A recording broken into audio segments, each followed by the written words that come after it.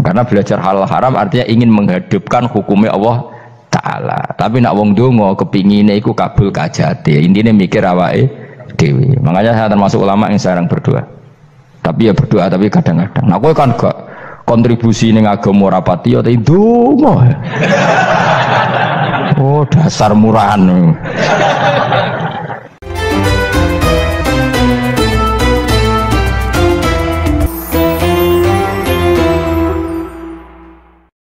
Nah kenapa kalau saya ngaji PD, mereka aku muji pangeran, saya tidak pernah mikir awakku, tak penting awakku, penting muji pangeran. Ngaji itu artinya kan muji pangeran, muji ilmu nih pangeran, ya sudah selesai.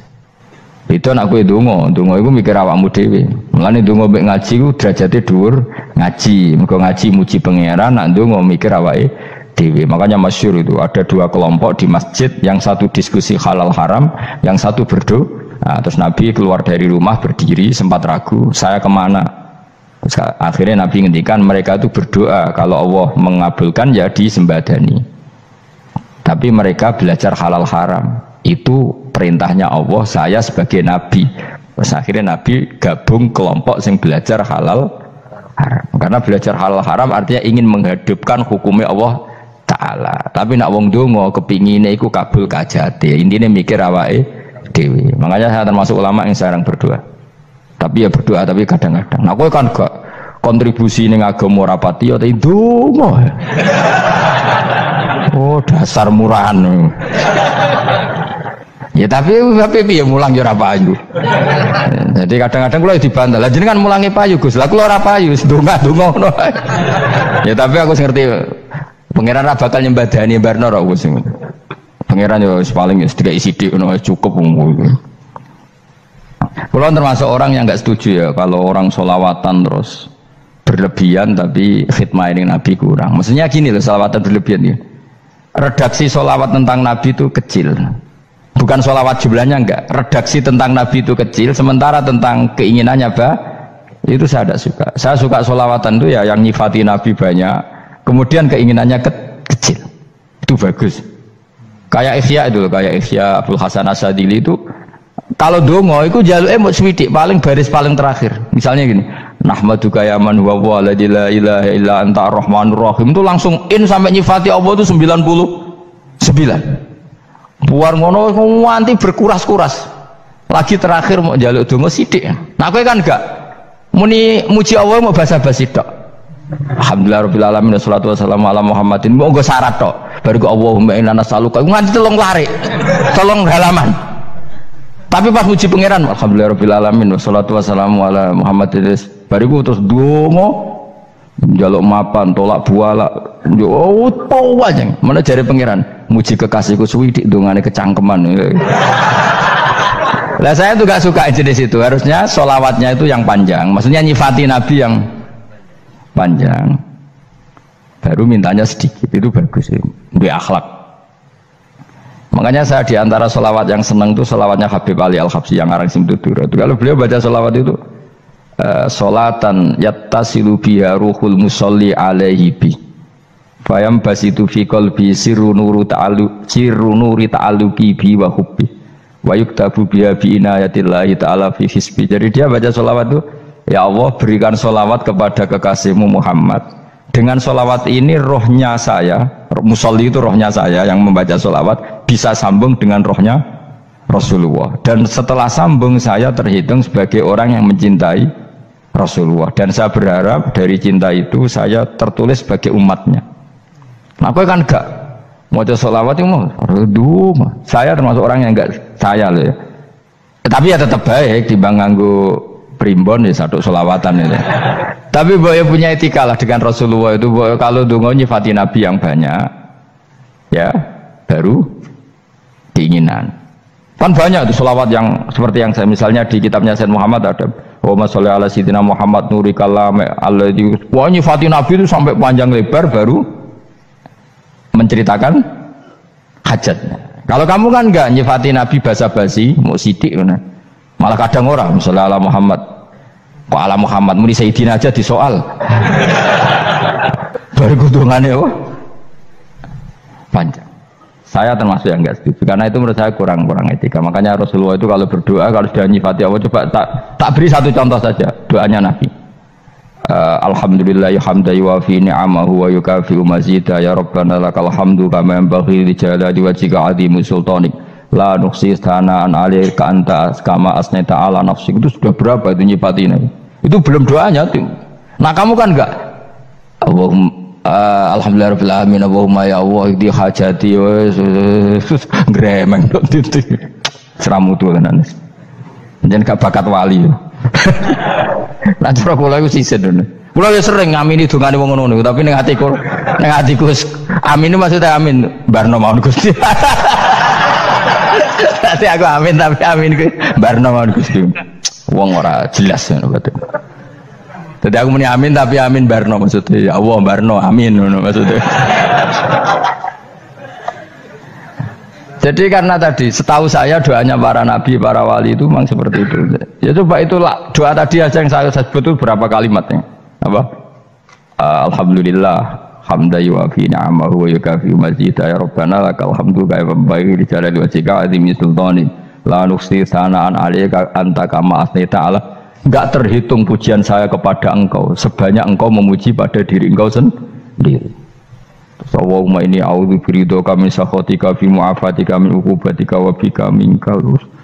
Allahumma sholli bi haqqi jabarutika wa bi khawfika. Kan panjang sekali doanya wali-wali itu, tapi semuanya mensifati Allah. Bahkan banyak yang kemudian lupa enggak doa.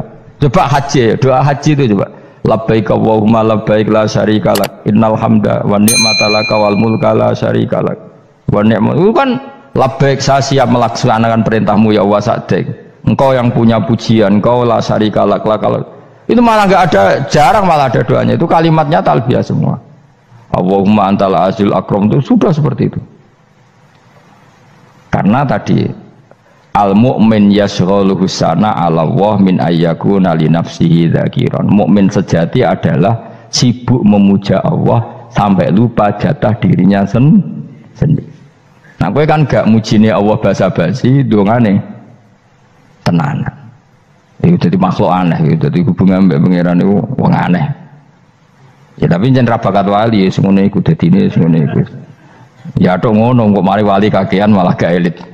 Jadi tapi saya mohon itu di sholawat itu usahakan jumlah paling enggak jumlah sholawatnya banyak, doanya sedikit. Paling enggak misalnya kamu tidak punya kalimat yang apa baik ya mau sholawat ping 100 itu gak ada salah biar gue iling-ilingan apa kita menyebut kekasihnya Allah lebih banyak ketimbang kita menyebut hajat kita sendiri ya gitulah. Paling enggak punya etika seperti itu ya. Kalau kamu enggak punya segot-segot sing keren, bacalah sholawat berapa 100 terus cerita awam Gusti utang kula kathah. Mungkin raja wis roh ngono saya.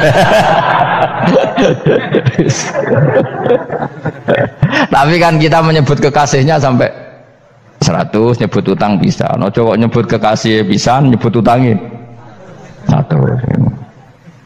Berarti yang nak ditakoki pangeran, kowe nyebut kekasih wong pira pisan, nyebut utang 100 dasar rayu utang ngono-ngono. Ya ada, saya termasuk orang yang nggak setuju tadi. Jadi kalau apa redaksi sholawat cari yang mujinya Nabi lebih apa? Lebih banyak. Karena itu nanti lebih diridhoi Allah Taala. Coba Allah sendiri kalau nyebut nabinya itu hitung saja. Laqad ja'akum rasulun min anfusikum. Jadi rasulun min anfusikum, seorang rasul yang sejenis dengan kamu. Terus azizun, orangnya sangat terhormat. Alaihi ma'anitum, rasul ini siap menanggung apa yang kalian tidak mampu. Kowe ra bakat mlebu swarga baru kaya syafaate Nabi akhirnya mlebu swarga. Kowe ra kelar korban, Nabi tahu mengorbankan kita semua.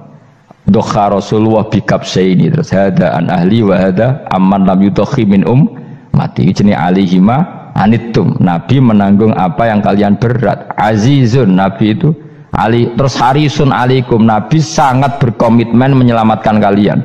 Haris itu keinginan yang berlebihan itu jenenge apa? Haris, kiai kuno namanya ini ngungseng, keinginan yang over. Nabi itu sangat berkeinginan kita ini maslahat. Terus bil mu'minina raufur, Allah yang dat yang super saja kalau nyebut nabinya nyifati sebanyak itu. Ada ayat lagi misalnya, Rabbana wab'ats fihim rasulam minhum yatlu alaihim ayatika. Muhammad itu siapa? Seorang rasul yang membacakan ayat-ayat Allah. Wa yu'allimuhum, seorang rasul yang mengajari mereka alkitab wal hikmah. Wa yuzakkihim, seorang rasul yang membersihkan akhlak-akhlak kita. Jadi artinya Allah punya tradisi kalau nyifati rasul itu banyak. Juga nyifati orang-orang sekeliling rasul. Makanya menurut saya madzhab Syiah itu enggak pas.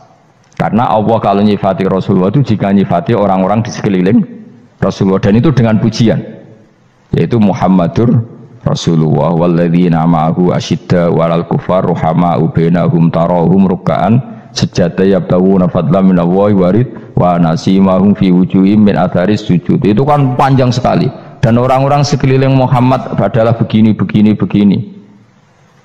Kayak apa Allah muji para ashabu Rasulillah? Masa kita ikut kelompok yang menghina ashabnya apa? Rasulillah. Makanya kita tetap madzhab ahli sunnah apa? Wal jamaah, yaitu mencintai semua sahabat, karena Allah saja yang Tuhan mensifatinya dengan sehormat itu, mensifati apa? Ashabu Rasulillah, disifati orang-orang yang saling kasih sayang sama orang mukmin. Tarahum ruk'an, sujud dan komitmen hidupnya untuk rukuk dan sujud. Simahum fi wujuhim min asari sujud. Sudah asari sujud tidak usah diterjemah, nanti sensitif. Cuma setahu saya asar sujud itu nanti setelah di akhirat orang sering sujud itu jabahnya itu ada nurnya. Tapi kalau ada yang nafsirkan asari sujud itu warna tertentu ya semboy, itu sensitif. Yang jelas asari sujud itu ya sudah seperti itu. Seneng kamu kok kasut. Kowe nyen provokator, nak ono apa ya? Ada hal yang begitu terus mau berlebihan. Teke yakisimun. Nah, kalau ora ada kepentingan pokoknya ayat si mahum fi wujuhim min atharis sujud, bahwa dalam jabahnya itu ada asaris sujud. Itu masyhur kan, saya terangkan ya, tapi gue jauh sensitif loh, biasa wae. Suatu saat Rasulullah itu ngendikan begini, nanti saya kata Nabi akan nyafaati kalian semua. Sahabat-sahabat tanya, ya Rasulullah dengan sekian miliar orang bagaimana kamu mengenali kita? Saya ulang lagi, suatu saat saya nanti akan nyafaati kalian karena saya kenal kalian. Maksudnya di akhirat. Ya Allah, di akhirat. Terus sahabat tanya, ya Rasulullah bagaimana engkau mengenali kita sementara nanti di akhirat bermiliar-miliar orang gitu. Terus Nabi ngendikan gini, jika kamu punya unta dengan tanda tertentu, saya ulang lagi, jika kamu punya unta punya tanda tertentu, dalam jidatnya ada begini, dalam tangannya ada gini, dalam kakinya ada gini, maka apa kamu bisa membedakan untamu dengan unta orang lain? Ya bisa ya Rasulullah, karena unta kita khas. Misalnya kaki depannya ada putihnya, kaki belakangnya ada putihnya, dalam baduknya ada putihnya.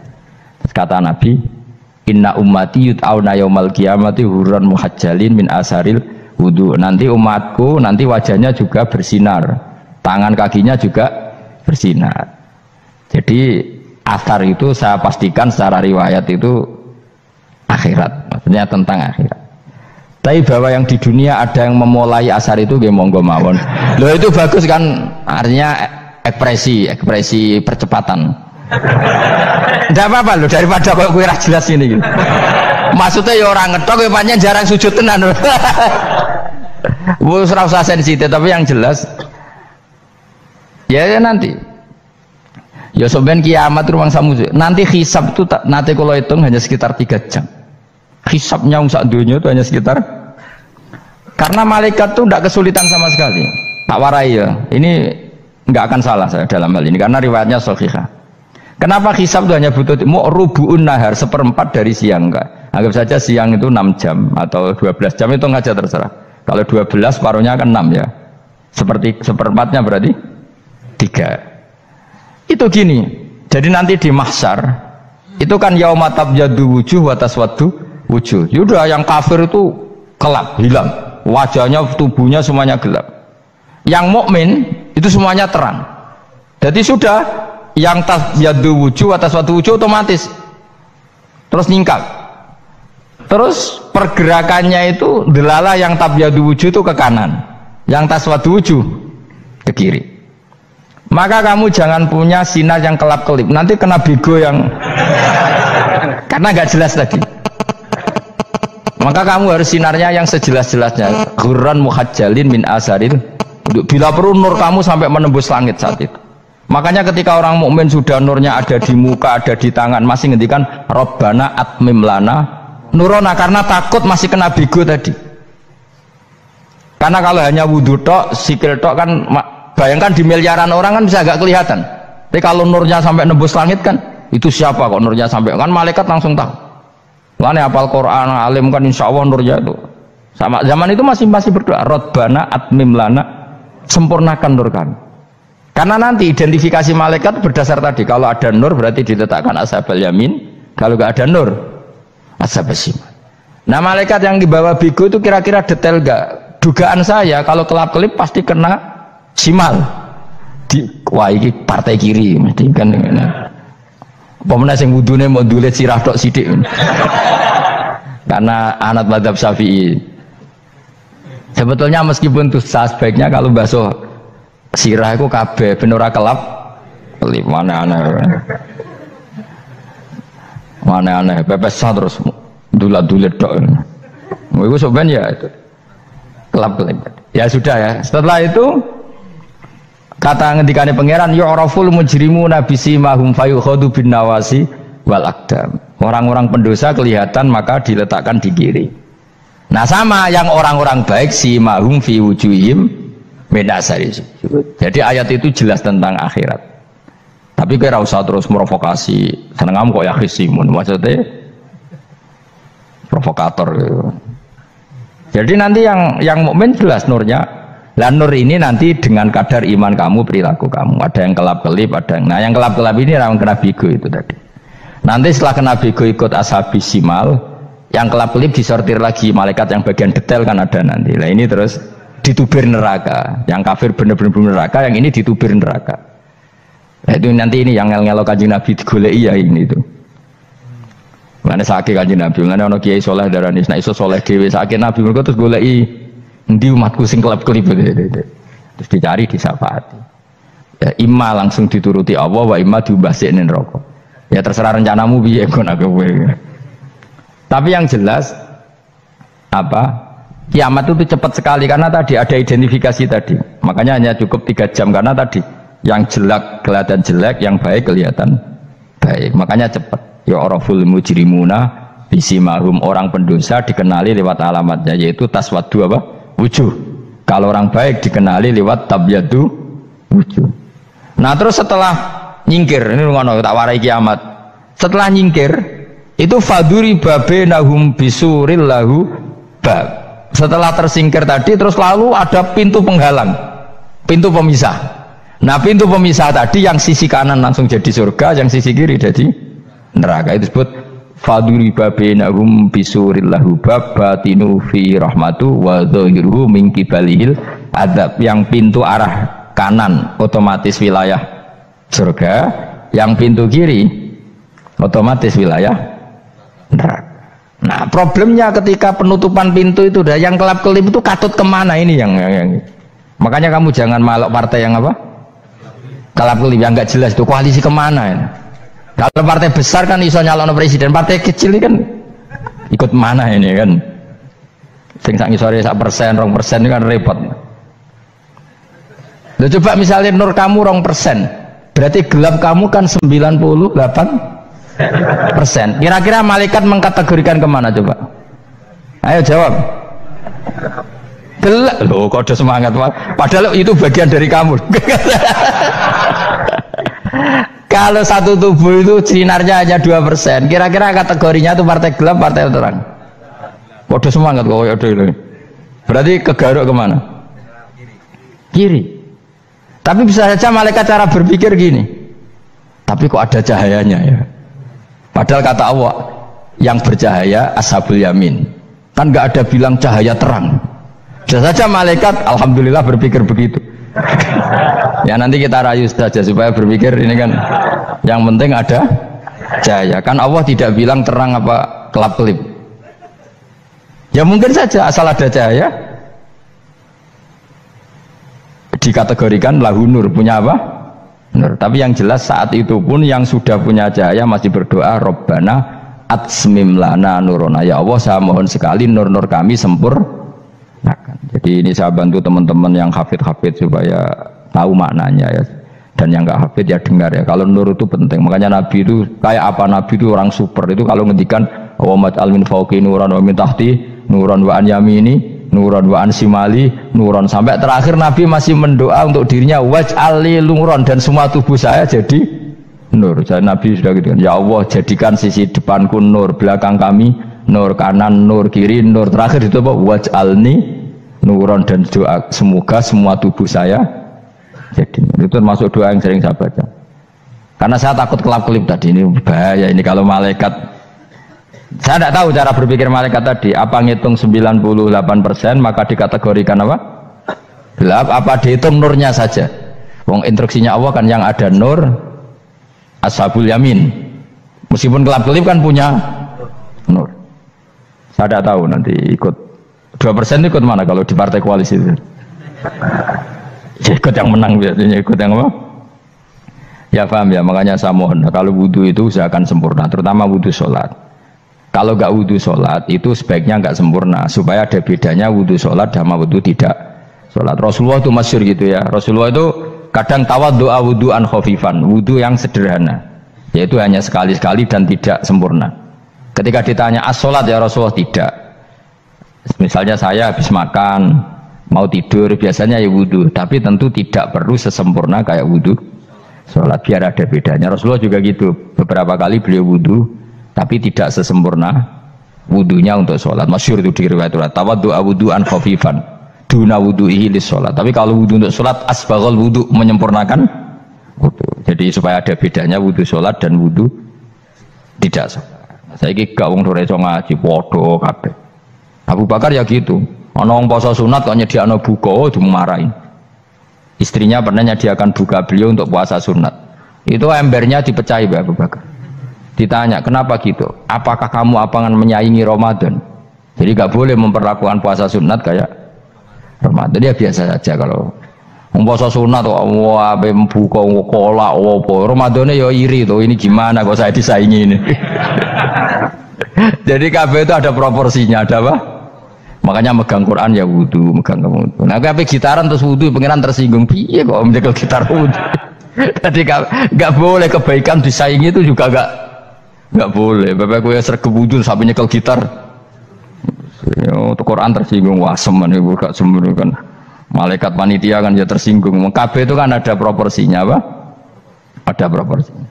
Itu hebatnya Rasulullah. Jadi kalau beliau wudhu, bahkan wudhu itu wudhu li sholat sama tidak sholat itu. Misalnya sholat sunat itu kamu mampu ngadeg boleh nggak duduk? Boleh. Kalau sholat fardu nggak boleh, biar ada bedanya. Fardu itu spesial, nggak boleh, harus berdiri. Kalau sunat pun harus berdiri. Fardu tersinggung, iya sunat kok nyaingi aku kan gitu kayak. Ya makanya sholat fardu wajib berdiri ya. Sholat sunat boleh duduk meskipun mampu loh ya. Nggak boleh sama. Sholat sunat pun harus berdiri. Berarti ada sunat menyaingi fardu. Ya jelas ya, jadi aturan main itu harus jelas, nggak boleh. Makanya Abu Bakar itu nggak mau kalau ada orang puasa sunat kemudian apa? Abdullah bin Mas'ud lebih parah, dia itu tukang nyuwepeng orang yang selalu sholat duha. Makanya saya itu duha itu jarang, karena takut kena sweepingnya siapa? Abdullah bin Mas'ud. Itu ada orang khusyuk tiap hari duha, diswepeng sama dia. Apakah kamu menjadikan sholat ini jadi fardu? Kok mbok lakoni bedino? Awas nampak lakoni bedino.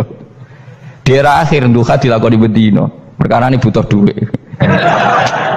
Itu kalau zaman Abdul Mahmud kena sweeping apa? Karena berarti menandingi fardu. Yes, biar usah anut ilmu ku bahaya itu di sensitif. Cuma ini kan ilmu, tetap tak utarakan. Biar kamu tahu, nggak boleh fardu disaingi itu nggak.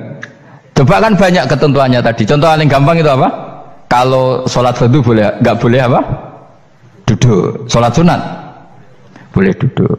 Sholat sunat boleh di kendaraan sesuai jalannya kendaraan. Nama tawajjahat bi rohilatu. Kalau sholat fardu, kalau kamu naik unta harus turun untuk memastikan di kiblat. Jadi banyak sholat sunat kamu dalam keadaan najis sudah tidak boleh dilakukan. Kalau sholat fardu, karena saking pentingnya fardu, meskipun dalam keadaan najis ya menemukan alat sesuci harus tetap sholat. Jenenge sholat dihormatil waktu, karena nggak boleh fardu ditinggalkan. Meskipun nanti harus iadah, karena nggak boleh mengalahkan fardu meskipun itu oleh najis. Jadi misalnya kamu pergi hanya bawa satu celana, kemudian di terminal atau apa kena najis, kena uyah sampean misalnya, kamu harus tetap wudu dan sholat, karena nggak boleh fardu ditinggalkan, meskipun nanti harus iyadah karena sholat kamu tidak sempurna. Dalam keadaan setelah kamu najis, boleh nggak sholat sunat? Oh, nggak boleh, karena kalau fardu itu darurat, memang suatu yang harus, maka dilakukan. Tapi kalau kamu dalam keadaan nggak suci, nggak boleh melakukan sholat apa? Sunat. Karena fardu itu spesial apa? Spesial. Bun kalau terus nanya. Wamtazul yauma ayyuhal mujrimun. Ya, jadi orang mujrimun harus terpisah dari orang apa? Mukmin. Dan yang keharusan itu ketika di surga. Tapi kalau di dunia ya boleh muamalah, boleh. Ya muamalah yang halal maksudnya. Infaridu tegese misau sira kabeh ana mukminin sing pira-pira mukmin indahtilatihim. Nalikane campure kufar utawa al mujrimin bi iklan al mukminin. Atau rujuke balik boten apa-apa. Maksudnya rujuke diwalik ge sami indahtilatihim mukminin bi iklan kufar atau kufar ning mukminin. Alam ahad ilaikum ya bani Adam. Alam ahad ana ta ora merentano ingsun ilaikum maring sira kabeh. Amurkum tegese ana ta ora merentano ingsun kum ing sira kabeh ya bani Adam ya bani Adam. Ala lisani rusuli ing atase lisane para utusan-utusan ingsun. Bukankah saya telah merintahkan kamu wahai Bani Adam Allah ta'budu setan. Yen ora menghamba sira kabeh setan ing setan. Ngendikane pangeran kowe ijek kanut setan cek nemen nih. Bukankah sudah saya perintahkan kamu tidak boleh diperbudak napa setan. Maknane la tutiu tegese aja taat sira kabeh ing setan. Inna sak temene setan laku maring sira kabeh aduun musuh mubinun kang jelas. Bayinul adawati banget musuhane. Lah setan musuhmu kok malah mbok nut, bocah kok sarap ngono. Karwan musuh kok di nut. Anut ya pangeran, mergo Allah wali fid dunya wal akhirah. Wa ani buduni lan yen to nyembah sira kabeh ni ingsun. Wa anstune kelakuan budu nyembah sira kabeh ni ingsun wahidu tegese nglakoni tauhid sira kabeh. To mengesakno sira kabeh ni ingsun. Wa ati ulan to atau sira kabeh ni ingsun. Harusnya kita hanya ibadah ning Allah Subhanahu wa ta'ala, karena dia yang menciptakan kita, tempat kita kembali. Setan itu tidak siapa-siapa, makhluk yang hina, yang lemah. Pokoknya malah taat ya ning gone zat sing super, sing gawe kita, sing memberi rezeki kita, dan zat yang kita kembali. Hadza utawi iki maknane taat ning Allah taala. Hadza ay al madkur min taatillah ku siratun ku dalan tariqun untuk sedalan mustaqimun kan.